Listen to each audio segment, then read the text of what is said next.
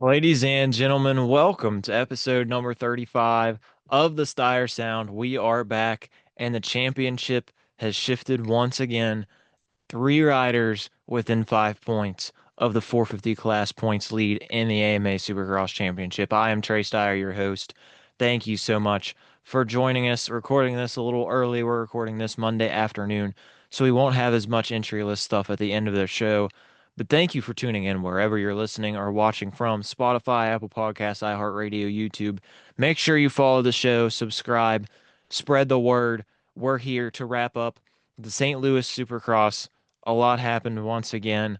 Haiden Deegan dominated in the 250 class, the second East-West showdown in 3 weeks. And then in the 450 class, it was all about Kickstart Kenny again. Ken Roczen's third win of the season, second win in a row. And as I mentioned, only 5 points separating the top three in the 450 class. Joining me after a trip to technically his home race in St. Louis from the Dirt Legal Dirt Bike Depot WMR KTM team, Jack Noel. You put somebody in the night show. Marcus Phelps qualified, and he was looking good in the LCQ early on. Whole shot. His starts have been on point lately, and of course, throughout his career, he's been a pretty solid starter. But it seems like there's really good signs right now for the team. You're slowly inching up toward that main event. Talk a little bit about your weekend in St. Louis before we get on fully with the show. Yeah, no, the weekend overall was much better than the weekends in the past, really. I mean, making a top 20, although it's not like you're racing for that spot, but qualifying 19th and being in the night show of an East West shootout is the toughest part. And the East was definitely much harder to get into than the West. A lot of good guys still contending in the East Coast from the 10 to 25 range. It's really tough, so to be inside the top 20, it's where we expect our guys to be. I think the Marcus and Jace both have wanted to be inside the top 20. They qualified into the top 20 last weekend in Detroit, and they look to do the same thing again in St. Louis. And Marcus, fortunately enough, was got a great lap in, like on the first lap before the red flag in the second qualifier, and was able to put punched in with that one lap. It was pretty crazy because the track was one of the gnarliest tracks I've ever seen. Like, it was like a matter of survival on like the 450 qualifiers. It was pretty crazy how tore up that track was. So getting that fresh track definitely was an advantage, because nobody from the East session improved their time in the second session. So a lot of the times came out of the first one, but we were lucky enough to have that fresh track. We were able to improve our time from the first one. So yeah, that was definitely a plus. But yeah, no, the night show went pretty good. Marcus had a decent heat race. He got like 14th. He's up to 12th at one point. And kind of last couple laps kind of slowed down a little bit. I made a couple mistakes. And like Derek Kelly and Dax Bennick and those guys were kind of moving their way through the pack. So those guys are definitely top 10 caliber guys, and I don't necessarily expect Marcus to be right there with those guys. But so yeah, those guys got by him, and then I think he ended up finishing 14th. So not a bad heat race. And then LCQ, shit. Great start. The guy, I would, if he has a top 10 gate pick, I would almost bet money that he's going to pull the whole shot. Like, he did it in Detroit, did it in St. Louis. Like, if he's in the LCQ in Nashville and he got like better than 12th in his heat race, like, or better than 14th, whatever it is, you could put some money on him getting the whole shot from pretty much anywhere because he's one hell of a starter on a non-factory bike. I mean, outstarted Dax Bennick. I don't know if you watched the race, guys, but he was a full bike length and a half away from everybody on his left side before like halfway on the start straight. So that's pretty darn impressive in my books. But yeah, he just kind of tightened up. He said like he just didn't have everything in the tank for that whole LCQ just being out front and being next to Dax Bennick. I mean, it's pretty crazy. It's not like a typical LCQ either. It's much more stacked, but much better guys, top to bottom in that race. So it was tough for him, but I think he ended up finishing like eighth. He was down in like fifth, and then just kind of got swallowed, made a bunch of mistakes, and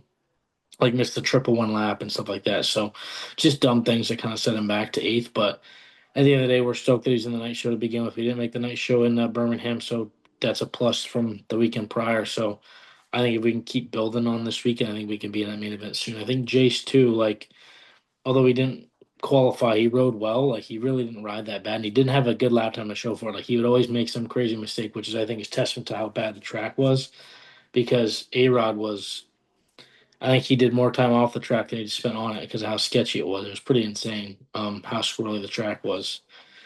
But like it was almost like Indy, but like almost worse. It was actually crazy. So that was one of the craziest tracks of the year. But the team did well. The team's happy going into Nashville. Hopefully, we'll get Jackson Driscoll back, which would be nice. Be back to a full squad, four rider roster, and that's kind of where we want to be. So yeah, we're looking forward to it. Talked to Jeremy Hand today doing an interview for my Unsung Hero series, and I asked him about the dirt. I'm like, I've heard that it was supposed to be kind of a mixture between Indianapolis and Detroit, but it definitely went in the soft side. I'm like, how did it compare? And he's like, dude, it was worse than Indy even, is what he said. And I mean, this is a guy who, of course, raced Indy on the 250, but he was on the 450 for the showdown rounds. And he was like, by the time we got out there for 450B qualifying, it was already just destroyed basically. And Marcus, I'm sure he's going to get in there soon because, like you said, his starting ability. I remember a couple years ago when he was on the Rides Unlimited bike at Thunder Valley, and he starts like P3, P4 in a 250 moto at altitude on a privateer bike, and I was like, whoa, it takes some skill to get up there with those guys off the start like that. But we're going to go ahead and jump into things. We'll start off with the 250 class. And if there was any doubt in anybody's mind that Haiden Deegan was the best 250 racer in the world, he put that to bed on Saturday night. Of course, his 250 career is coming to an end. Only two more races left, Denver and Salt Lake City. But it was just to keep it PG, belt to rear end from Haiden Deegan. Just worked his way to the lead, got out front and cruised. I don't think Cole Davies necessarily gave it 100% in terms of going fast as balls, trying to catch Haiden Deegan. He mentioned on the broadcast what's more important, trying to get the win tonight or the championship. And Cole's like, championship is everything I've ever dreamed of. I'm going out there and I want to score points. And he said that after the main event that he was pretty happy because he rode really well, but Haiden Deegan was just on a different level. And one thing I wanted to talk about, of course, I sent you the outline, and I don't know if you were aware, but on Race Day Live Saturday afternoon, Adam Cianciarulo, Justin Brayton were talking with Adam Inticknap about where Haiden Deegan stacks up in terms of the all-time greats. And I know you mentioned a couple weeks ago that he's definitely up there. Of course, two outdoor titles, two Supercross titles now. He has wrapped up the 250 West Championship 2 rounds early. Only Doug Henry and Mikhail Pichon have done that in the past, and that was in 1993 and 1995. So over 30 years since someone has wrapped up a title in the lights class 2 rounds early. James Stewart never did it. Ryan Villapoto, Jet Lawrence, some of these other greats. But Haiden Deegan, already your two-time 250 West champion. I would love to hear your perspective from the track because on TV he was just on another level compared to everybody and riding away, what was it, 15 seconds, I think, on Cole Davies. As I mentioned, I think when Cole got past, it was more of a settle in. You got second, and Cole was still had a decent gap on Seth Hamaker and the rest of the field. But Haiden Deegan, a phenomenal performance and another championship trophy to his collection.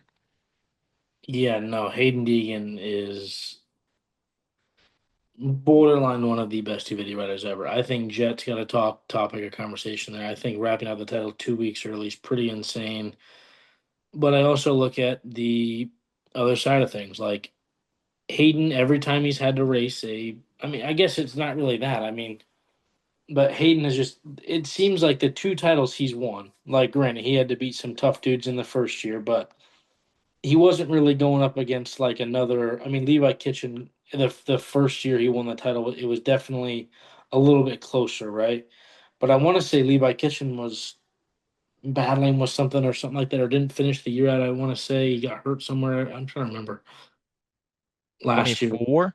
Yeah, 25, I mean, it was, of course, yeah, gone 25. pretty much immediately last year. But in terms of Supercross last year, of course, we mentioned that was Cole Davies. He wraps up the title in Denver. Of course, that was the moving Cole Davies over the berm. And then that was just Juju kind of falling apart late in terms of Supercross last year. I mean, when But you look at Levi the was outdoor hurt, right? titles, it was, Or did Levi yeah, race well, East Levi last was East. Levi was East, and he got year? hurt at Daytona. So it wasn't really a factor there. But Yeah, he yeah, was sick at the start of the year. That's why he didn't race West, yeah, if I remember right. He had some kind of illness and they moved him out of A1. You're right. yeah. So like I want to say like the first title wasn't, not that I'm discounting the title, but like it's almost like there wasn't a it didn't seem like there was a true testament of a champion in that class, other than maybe Joe Shimoda, who went out and won the first race, and then the second race breaks And his then hand. Like fingers, yeah. it's like, where does that stack up in people's mind? I don't think anybody really remembers who raced him, but like I'm looking at it like that too. Like I don't feel It like, is I mean, important. yes, in outdoors he's definitely the best one, probably the best 250 rider ever on an outdoor track, without a doubt. I I two disagree. fifty wise, I you disagree? Ryan Villapoto I mean, on a yes, it's a 250F. I know strong those point. pro circuit bikes were cracked, but I was comparing the stats between the two today, and three championships in 3 seasons is just ridiculous. I don't think you can argue with that. A lights class period, I think, and I'm a little biased with this, but I think overall, when you look at lights class history, 125s, 250s, whatever, I think Stu overall is the GOAT because he was just on another level. And that was the 250F era when they were coming in, and he was on a 125, just absolutely whooping everybody. Yeah. So you do have a point there too, but I think he's personally one of the best 250 riders to He's ever definitely ride. up there. I'm not going to Like, argue that point.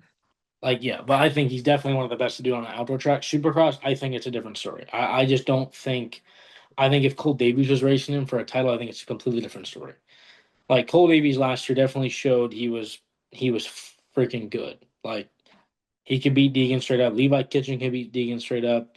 I think Joe Shimoda can beat Deegan straight up, but I think Levi Kitchen obviously had a slow start to the year this year, which granted it sucks. Now he's kind of been hurt. So like Deegan got on that run early this year, and clearly I think he was better than Levi has been all year. He's definitely Yeah. proven that. But his first title, I think, was kind of not handed to him, but it was definitely not the toughest road I've seen champions go on to win their first title. Like I look at Tom Vial's first year, right? Or even his second year, right? I mean, yes, he got kind of gifted the whole Anstey situation because I think Anstey would have kind of ran away with that. But then the whole dealing with the Seth Hamaker RJ situation, him losing the whole round, like Yeah. he pushed through that adversity and won a really, really tough title on a day where he probably shouldn't have won it. Like he just played his cards right. Like and won the title is back to back. Like I just don't think Deegan's had like a tough title to win, right? Like I think if you throw Cole Davies on the West Coast and Cole Davies is healthy, or you put Deegan on the East Coast, it's a different story. Like I think so. That's just my personal thought process. Like the West Coast just didn't have the quality of riders the East Coast does. I think if you look from even this East West shootouts, like first Deegan, then it's Davies, Hamaker, I think Birmingham Thrasher. was Thrasher. Thrasher this week, yeah. Who was I fifth? mean, Dak, Ryder D was fifth, so he's the next West guy, but you have Dax in sixth. Simonson was eighth. Trying to think, I think Romano was ninth. So mostly East East, guys. and then Shimoda's wasn't even on the track for the main Yeah. event. So it's like you throw all that stuff into the mix. I think it's a totally different scenario, and that's why I think Davies his run right now is really really impressive because of how fast he like just how good he's been like good he's been riding these guys because Seth Hamaker and Joe Shimoda like they are grantedly two of the best riders in the like I would say there's 4 5 guys in the 250 class that are like they could win on any given night and 3 of them right on the East Coast, and the other one, and then the other 5 behind those guys are all guys that I think are like right there on the East Coast, maybe a couple on the West. So that's just another thing I look at too. Just his title scenarios of winning them, great. Like, don't get me wrong, I'm not hating on him for winning. Like, I think he's Yeah. definitely is the best rider, but like, I don't think it's as impressive He as didn't some of have the to other deal with guys. that adversity, you're saying. Yes, exactly. Like the adversity he had to deal with was kind of self-inflicted in a sense of like I'm gonna put it on myself to make it seem like it's just tough, but it's really not. Like if you're wrapping up a title two, All for the brand, bro. All for the clicks. yeah. So that's kind of what I think. Like I'm just like, like yeah, he won 2 titles, but like I'm excited to see how he does in a 450. I think it's gonna be a rude awakening for him. I think how he handled World Supercross was actually quite good. Like I think that's how he's gonna be his first 2 years. I think he's gonna be a different personality than we've seen in a long time.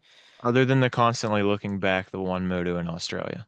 It's gonna That be was like a that. bit concerning. But But that's, I mean, I'm not gonna be like mad about that. But like I think it's gonna be interesting to see how he reacts because these guys are gonna be like I think he's gonna have a little bit of a target on his back. He's gonna be kind of like absolutely.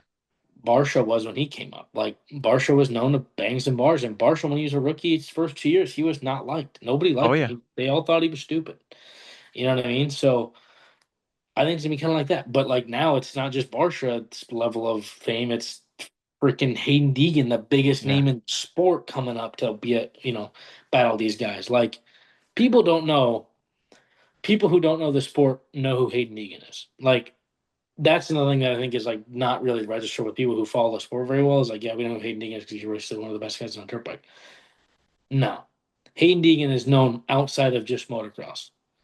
So I think that's something that speaks for itself. Like he's a celebrity in every aspect of his life. Like he's not just a celebrity between moto fans. Like if I'm with Chase Sexton, right, hanging out on a Friday night, like somebody who doesn't know moto isn't gonna know who he is. But somebody who knows moto will, right? That makes sense. But somebody who doesn't know moto might know who Hayden Deegan is. I would say there's probably a 500,000, 600,000 people that follow him on Instagram that don't know what moto is. They do like now because they Point. follow him, but like I think it's Yeah. like they follow Didn't him too before. because he's, you know what I mean, like that whole thing. So I think it's just the Deegan talk. I'm just getting carried away. I just whatever. But yeah, no, I don't think he's the most impressive 250 rider ever. I don't think so. I just think he's very good, and I think his defenses or his titles have been not handed to him, but been easier than other ones, and I don't think that. I think that should speak some volume to some people. So that's just what I think. I don't think he's the best ever, but I think he's right now, no doubtably, the best guy on a 250 on a Supercross track. Like I watched him in St. Louis in second practice, and I saw him crack out the 3.333. I was like, man, he's insane, dude. Like, Nobody was greasing that. He was like the yeah, only guy. yeah, literally, it was crazy. Like the 450 guys hadn't even done it. And I'm like, damn, dude, it's nuts. I mean, I think Hayden's definitely up there in terms of best ever. I wouldn't say best, like I mentioned, but we've talked about Hayden in every aspect of the show. We've talked about the good, the bad, the ugly. We have talked about so many things. We have sung his praises at times. We have questioned what are you doing at times, but just a phenomenal ride at St. Louis and also food for thought before we move on to the 450 class. I mean, Cole Davies right now, what is he? 11 up on Seth Hamaker, I believe. Cole Davies is in position to win a Supercross title in his second year of racing. Jet won it in his third. Haiden Deegan won it in his third. I mean, I'm just creating a little bit Tom of Bial won in a conversation here. second. Yeah, Tom Viet won it in his second. Look Trey where he's Kennard at. won it in his first. He was a rookie and won three races in a row, and then it beat Ryan Villopoto, like I mentioned, who was up there as one of the greats. But it's funny how things work. Cole Davies, I mean, he had a really great ride as well, and I don't want to discount that because he got out there, he did lead some laps. Yes, Haiden Deegan rode away from him, but in terms of championship, when it was a night where he wasn't competing with the other guy that was at the top of the class and he just rode his race, stayed steady, nothing stupid in second for a teenager. I think a really smart, really mature ride. But now moving into the 450 class, and we got a tie at the top of the point standings. But nobody's really talking about the other two guys in terms of pace right now because Ken Roczen is the hottest rider on planet Earth, I think. He's gone 2-1-1 since the break, the only guy in Hunter Lawrence's stratosphere in Birmingham, then goes out, dominates Detroit, dominates St. Louis, and all of a sudden, in the span of 2 weeks, Ken Roczen has gone from -31 to -5. He's only five back from the points lead. Eli is tied with Hunter at the top. Not the best ride from Hunter, but he salvaged a podium. You have Eli Tomac. Oof. I once again, Eli saying like, "Oh, nothing's wrong. I was testing the bike on Monday, so nothing's wrong." But clearly something is amiss. I don't think it's physical with Eli. Obviously, if he's going out testing, riding during the week, probably nothing physical. If it's something like the bike issues that we've heard maybe the KTM setups changed or they're trying to move things around. Maybe that's part of the issue. Don't know what's going on there, but something is up. This is not the Eli Tomac we saw in the first half of the season, obviously. And Hunter Lawrence didn't really seem like the Hunter Lawrence we were seeing in the first half of the season or even at Birmingham on Saturday night. But you have Ken Roczen going out there winning once again putting belt to everybody, and now all of a sudden making up 26 points in 2 weeks is insane. And Kenny is performing well. And I want to give a shout out as well to NBA Coop. Shout out to Justin Cooper because he's performing really well right now. Of course, he had that race win in Indianapolis for the Triple Crown, heat race victory, P2, tying his career best. Shout out to Justin Cooper. He's starting to ride really well, and I think this is the Justin Cooper we were anticipating at the start of the season after all of his podiums last year. But now, once again, the title fight is even closer. It's three racers, and may I remind everybody, Nashville is where championships go to die. Cooper Webb 2023 gets injured, gets whacked in the face by AC's bike. I know he really wasn't in the championship fight super close in 24, but Ken Roczen's outside shot of a championship ended in 24 when he got the smoke bomb through the whoops and shock or suspension, whatever it was that night, failed on him. But now we're here. And of course, even if you look in the lights class, think about Kitchen and McAdoo a couple years ago. They take each other out at the very start of the 250 main event. Levi was the red plate holder. McAdoo was the red plate holder. I still think Tom would have probably won the title or Haiden. But in the West Division, Levi was really running things, and then they collide, and RJ ends up getting the red plate. But Nashville seems like, for whatever reason, the last couple of years that it's been on the schedule, can be a place where championships go to die, and you have three racers within 5 points of each other. Saturday night, and we say it every single week at this point, we're probably sounding like broken records, but Saturday night could be absolutely pivotal for the championship. I think every Saturday night for the next 6 weeks is going to Yeah. be pivotal for the championship. I mean, it's actually crazy how Ken Roczen has done this in the last three races. Gone from he actually lost points to Birmingham. Realistically, Yeah. his Hunter Lawrence had the red plate and he beat him. So, but I mean, obviously the whole crash in Detroit really set some things back. It's actually crazy to me how much it did. Like it just kind of reset the championship. Like Tomac's having a down slope right now. Hunter's kind of like figuring it out. Like it seems like he's still kind of healing from the whole Yeah. crash. And then Ken Roczen is like just on fire, dude. Like nobody can stop him. He's in tune with his motorcycle, where it looks like Tomac does not know what direction he wants to go. This is another thing that it's just it seems like this kind of happened with Chase last year, right? I think I said this last weekend or last week during the thing. I said this a while ago, or I think last week on the podcast. I don't think he looks like he wants like that bike does not look good. And this ain't the Tomac that I think's in the tank right now. Tomac wants to be up there. Tomac wants to be in the fight, pushing the envelope. But I think Tomac knows like this bike isn't going to He do can't that. overdo it. Exactly. Like RC said it best. Tomac cannot overdo this. Tomac knows to when to back it down. And when he backs it down, he backs it down. He doesn't try to push the envelope when it isn't there. Like that's where like a guy like Chase does do that, and we see the mistakes and the crashes and the shit like that happen. So yeah, no, I'm very interested to see how Nashville goes. Like you said, a lot of things happen in Nashville. It's kind of a weird race. Things shit hits the fan in Nashville. Chase Sexton's throttle gets stuck in Nashville. Ken Roczen's bike blows up in Grenades. Yeah. Nashville. It's like weird shit happens in Nashville, and if whoever can get through unscathed, I think if whoever leave, maybe this is the round we need to start talking about is Nashville's Daytona, because who had the red plate after Daytona? Was it Hunter? Yeah. Hunter, Hunter by right? one.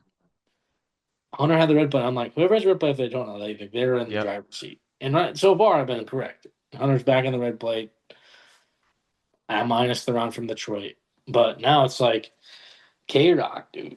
And this is another thing too that I didn't even think about until I saw the results on paper. I was like, Hunter must have came from like fifth or sixth. No, he was in first. He pulled the whole shot.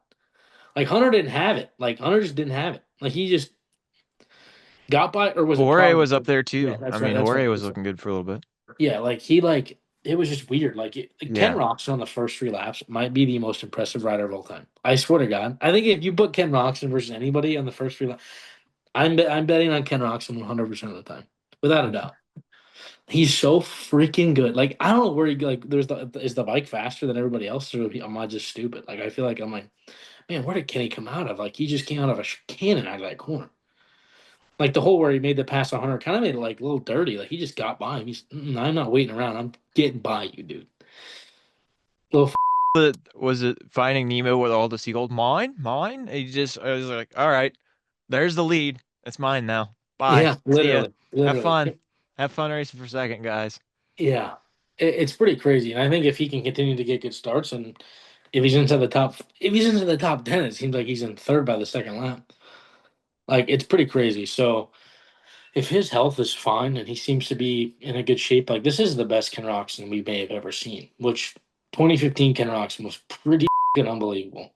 So like 10 years later, we're getting maybe prime K Rock. Like that's pretty sick. Like I was a massive K Rock fan. I was like, dude, K Rock's the man, dude. And I was too.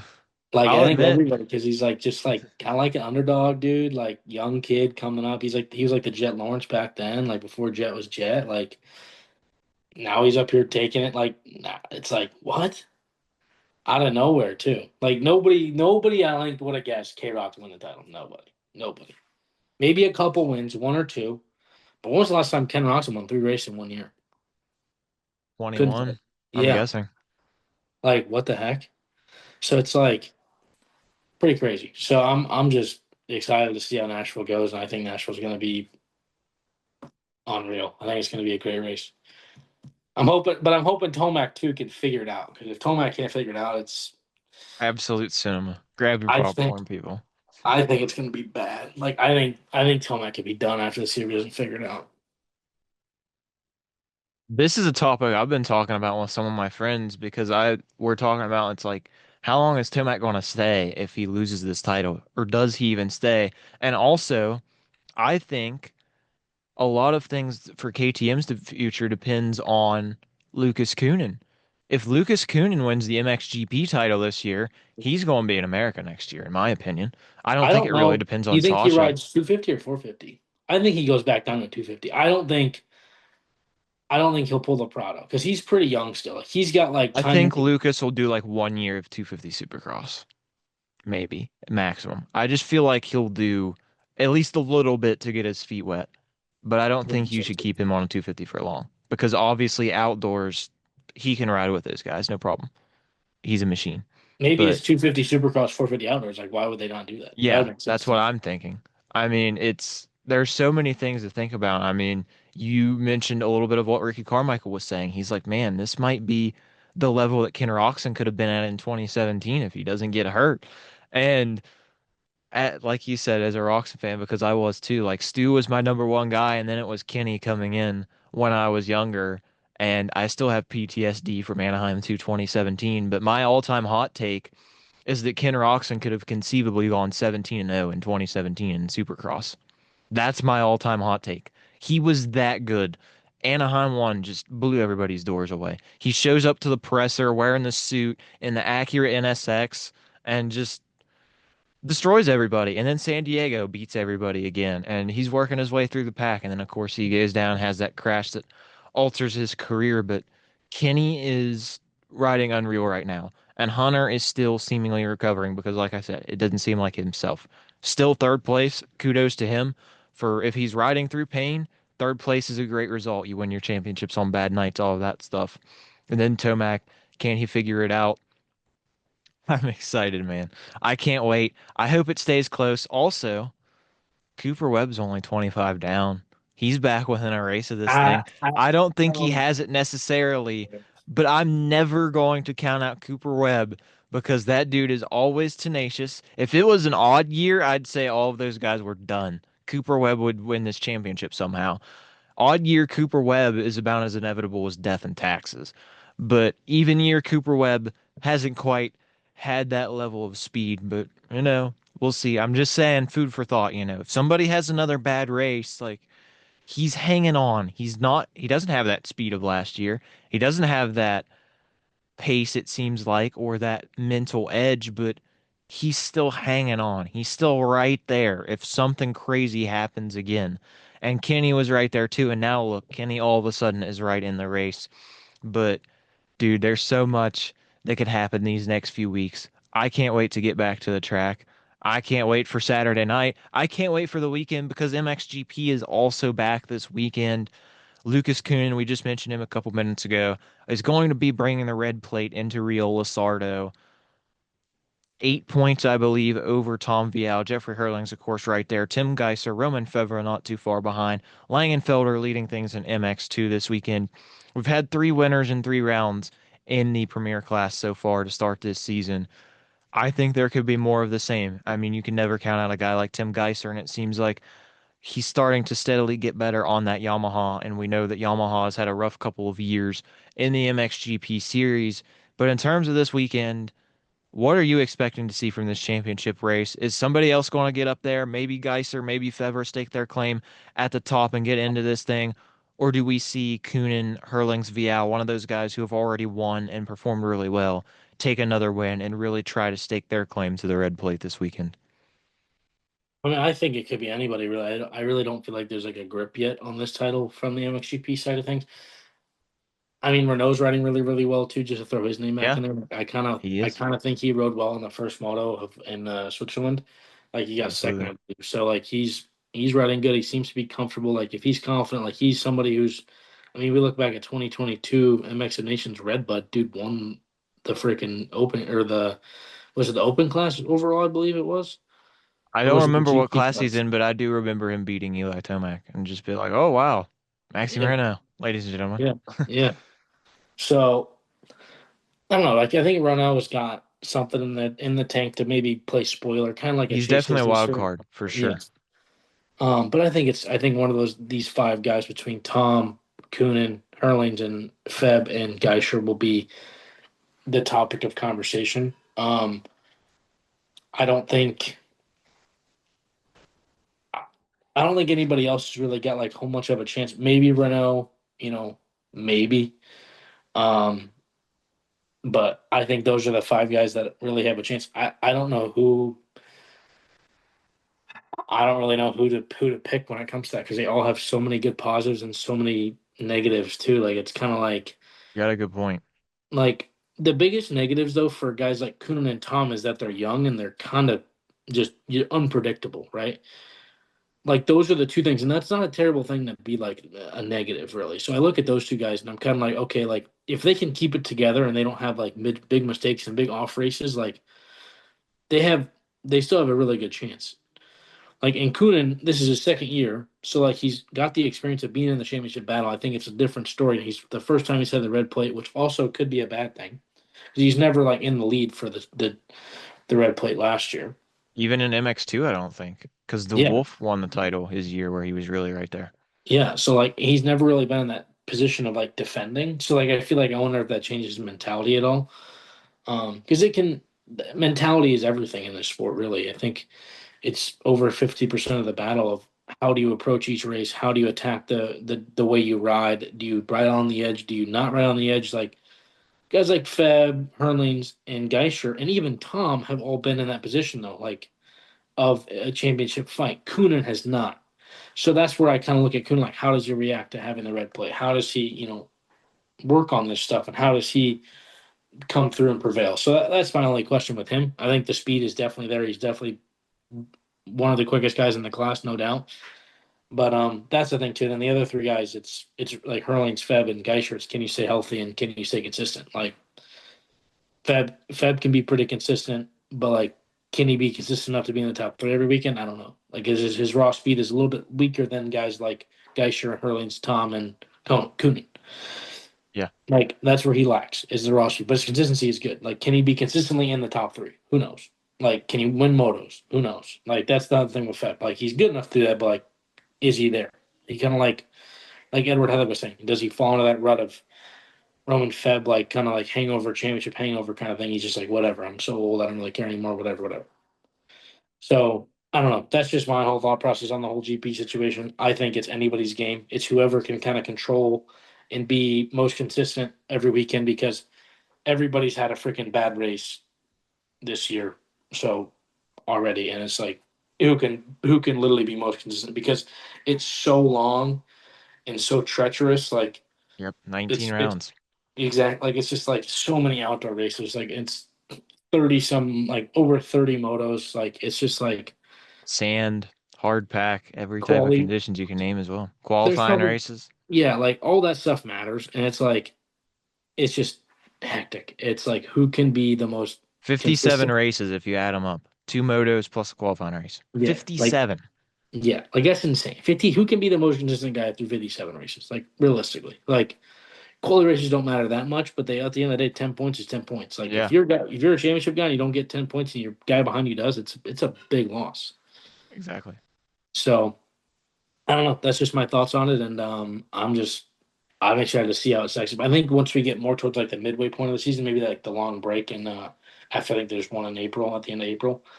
I think we'll have more of a grip on who where everybody stacks up. But for now, I think it's just who can be the most consistent all the time and not fuck up.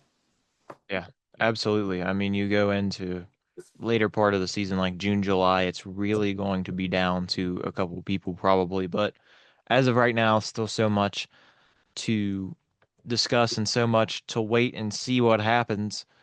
Now we're going to try to move on here.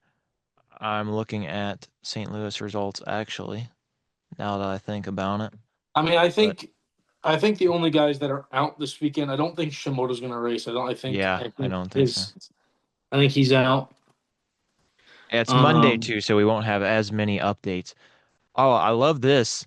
Gage Linville on a KTM for Triumph Racing. Never change AMA. Unfortunately, I don't know if he's racing or not. I'm not sure if he's ready yet. I don't know. Hilarious entry list graphic though. I love when they do That things is like fun. this. All of a sudden somebody Also, switches. yeah, Good. it is funny. It is funny. I saw a thing today from a company that sponsors Supercross. When I try at 450 and it's Malcolm Suter on the bike, I said, "Do they Noted know what they're Triumph rider doing? Mookie. Who knows what they're doing?" Yeah, I mean RJ Johnson, shout out, I believe making his pro debut. We've got some, and then looking at the 450 class. As I said, this is Monday. We're recording this. We typically record on Tuesdays, but Logan Carnell on the entry list. Maybe we'll see Logan back on the OnlyFans J.R. machine. Sonner in the 450 class too. Holy, Oh yeah. Oh, hey, that's shout good. out to him. He was in the night show, man. Yeah, Surviving what? advance, baby. Yeah, crazy. Schwartz wadded in All quali. right. Aragaki, I'm assuming, was the guy who went down, and Yep. I There we don't know go. what happened because they were talking to Seven Deuce Deuce, and all of a sudden you just see red flags flying. They decided to not show any of overflow until after the red flag, so I had no idea what happened. And then Aragaki's best time in that session was a 119. I'm like, I guess it was him. But here's your entry list for Nashville as of Monday, so subject to change. What happened? Did you see the crash? I don't know. I just saw him on the side of the track, and I was like, "Who is that?" And it was Aragaki. So I was like, "Oh no!" So it didn't really affect us, but like it sucks for him. I hope he's okay. Yeah.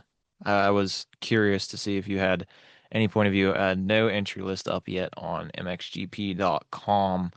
Not sure what all is going to happen this weekend, but I'm sure there are going to be like 30 to 35 450 guys, probably 25 250 guys, and a guy gets 15th you've never heard of in your life. But here we are.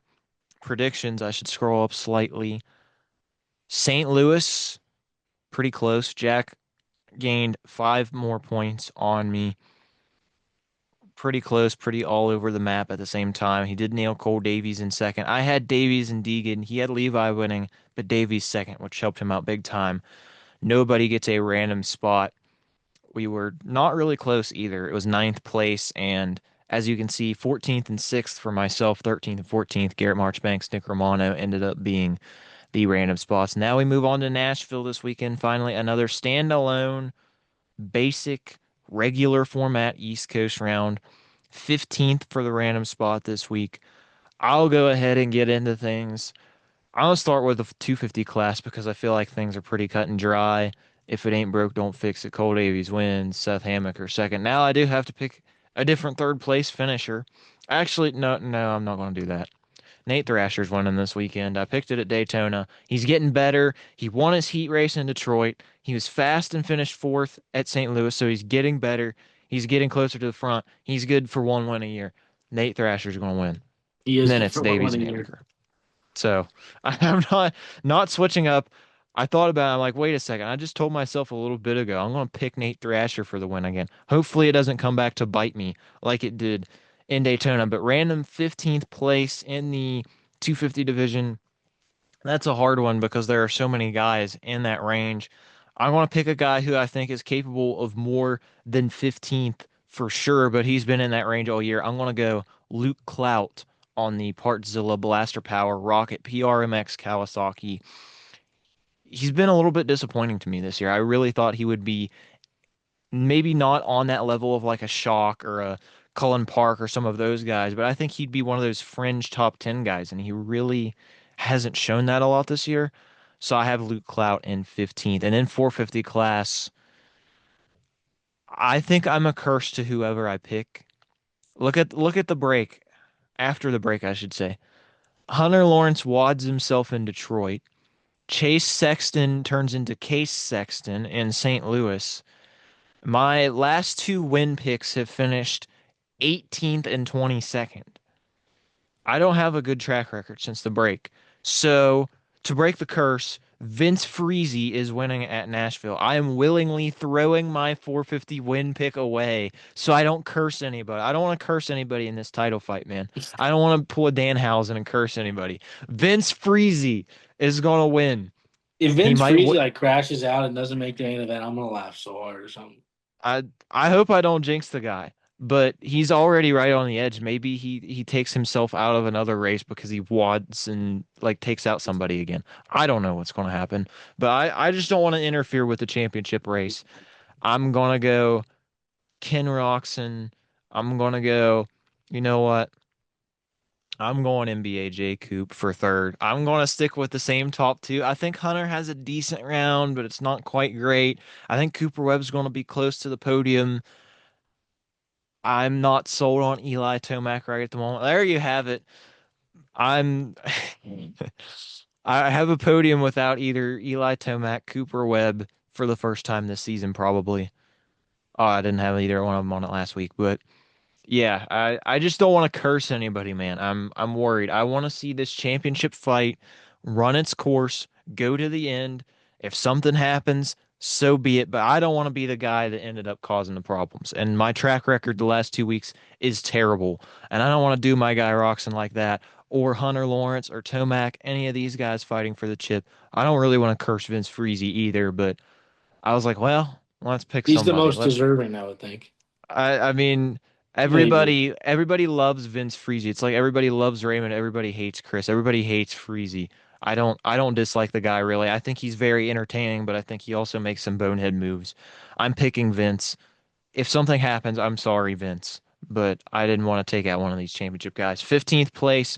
He's done it 2 weeks in a row. I'm typing in the wrong box. He's going to do it again. Money Mitch, Mitchell Harrison. 15, 15, 15 the last three rounds. Why not do it again? Why not? Four in a row. There you have it. There's my 450 and 250 predictions. Whatever happens, happens. I'm behind by 40 points.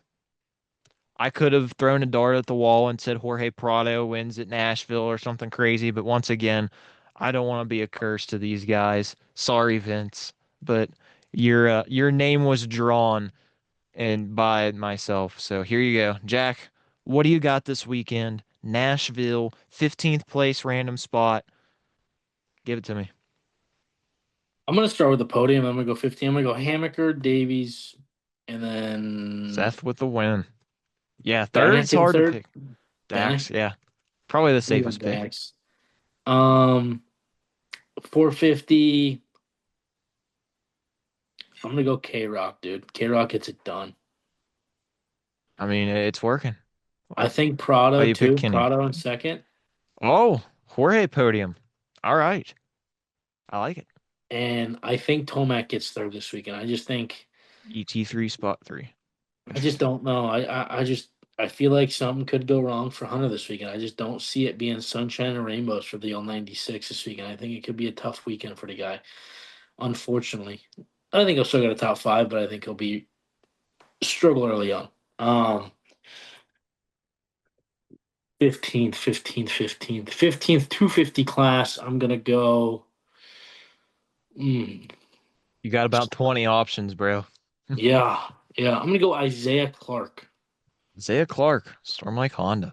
Actually, no, no. Let me take that Oh, back. sorry, Isaiah. Let me take that back. Shout out to you though, Isaiah. Marshall Welton, Marsh Dog, MX6 Racing Kawasaki. and They've been then performing well. 15th. What are you looking up? I was looking up Riola Sardo motocross to get acclimated and make sure I was thinking of the right track. Yeah, it's a sand track, I think. Yes. Yeah, we're good to go here. All right. 15th for the 450 class. 15th, 450. Hmm. I don't even know. I really don't even know. I'm gonna go. Vince Friese. We have one in first, one in I'm 15. gonna go. Shit. I Don't don't do even that know. live on a podcast. I don't think YouTube would prefer that. Um, I don't know. I really, I 15th in the F40. I was like, you might be. This might be the hardest pick of the year. Dude, if we were picking 15th in the LCQ, that would be insane. Yeah, that'd be tough. That'd be tough. I don't even know who to pick, dude. I really don't. I'm gonna go. Who's been making me? I'm gonna go Kevin Morans. Kevin Morans gets a 15. There you go. Mr. Netflix, Kevin Moran's And then I'm gonna rip 15th. into the GP picks if you don't All mind. right. I'm gonna move over Rapid fire, here. bro. Rapid Also, fire. I'll go ahead and show the points. It's very early in the season. I only have a 5 point lead over Ed. Jack, you're only 15 behind, so everything could change this weekend. What you got? MXGP, Riola MXGP Sardo. class. I'm gonna go. Hurlings gets the dub. Sandtrack King, bro. For Hurlings. Can't go wrong. I'm gonna go Coonan second. DeWolf third. DeWolf gets on the podium. I I like think it. DeWolf will be good here. 250 class. Guillaume Ferez in first. I'm calling it now, bro. He's getting it done, dude. He's getting it done. Have you picked him in every round so far? I Yeah. think I Oh have. no, Liam Everts for Argentina. But the last two, yeah, yeah. Yeah, I don't give Not a shit. surprised. I don't give a shit, dude. He's getting one soon. I'm telling you, it's this weekend. Second place, Simon Langenfelder, and Pick it then away. Sasha Kunin for third. But I think that's pretty. I have to pick Gillen, bro. If I don't pick him, I feel like an idiot. Because he's You're just the gonna one pick him weekend. until he wins. Yeah, literally. Because I didn't do that with Tom, and I'm like, shit, dude. Yeah, I got that one. I rubbed it in your face a little bit too on Instagram. Ed's like, Yeah, I bet Jack's so happy. I'm like, not, dude, I'm the one who picked Tom. I might be happier. I believed. me Shout too. out, Tom. I'm gonna start MX2. I think Sasha gets the job done. I mean, we know Wow. he's fast. We know he wads a lot, but the Coonans are pretty good on sand. I think Sasha could win this weekend. I also have Langenfelder second. Mr. Consistency plugging away on the podium. I want to go Camden McClellan P3, but I still think he's probably going to be a little sore after that tumble he took in the second moto in Switzerland. So I'll go Guillaume Perez, safe pick. I also wanted to pick Liam Everts. He looked a lot better in Switzerland, but he's not impressed me a lot this year so far. I think he'll be up on the podium at some point. I think Mathis Villan absolutely will be up on the podium soon as well. He's right there. Even Giannis Rezulus, I feel like the rookie's gonna pull off a couple podiums in MXGP class. I have the same podium as you, just in a different order. I have Lucas actually getting the best of everyone. Lucas Coonan's going to win this weekend in Riola Sardo, and I have Kai Wolf in second. I do have Jeffrey third, but I think Kai's going to have a really good weekend. I believe this was the track last year where Kaida Wolf was 9 seconds back with two or three to go, and he just mows through and beats Adamo in one of the absolute best finishes of last year. I think some people may have forgot that. I believe it was this track. It was either this track or one of the Spanish tracks. But Adamo had like a 7 or 8 second, maybe nine, was just cruising, looked like he was going to win it, and then all of a sudden the Wolf just flew through and took the lead on the final lap. There's our podiums. We'll have Edwards' podium this time next week, and of course we'll be adding up the points. Will we be right? Will we be wrong? Who knows? Back over to Nashville. I hope I'm This right. might be the funny. Well, I mean, I hope And I'm. if it somehow is like a Mutter, Trey, and you like win. I'm actually, There, I think I'd give you a hundred I still bucks. don't I'll put think even $100. I'll give you $100 free if Freezy wins. I I even don't think even if it's a mutter, I don't see Vince winning, to be completely honest. He gets a No good offense start. to Vince. If he gets a good start, you never know. But hey, maybe who he Abu Dhabi World Supercrosses it and just decides to either punt or run everyone off the track and just has like the Chick Hicks celebration on the podium. Where's the confetti? Where's the confetti? But that's our podium predictions. I don't want to curse anybody. This has been episode 35 of the Stire Sound. This has been a fun one. Very loose, very fun. Monday evening recording this. Jack, enjoy your weekend in Nash Vegas. Don't get too loose out there. I'm gonna get Enjoy loose. It's things. gonna be a good time. Gonna get loose. Hopefully, we get to see the Dirt Bike Depot boys in the main event. Maybe even a 450 spot. Maybe A-Rod sneaks in and gets it in the show and makes some history for the team. That'd be cool. Needs to. Needs to. But thanks everybody for tuning in. We appreciate it. Follow us on social media at the Stire Sound Official is our podcast account if you want to see more and clips from the show to share with your friends and your fellow coworkers. Maybe TJ Steyer 3 is my Instagram. You can follow Jack Noel 35 or Jacked Up SMX. He's got a couple accounts. Also, DBD Racing if you want to follow along with the Dirt Bike Depot team. They're always posting about their weekends and about their sponsors and support. VIP program also, I believe, is still up for grabs for Nashville.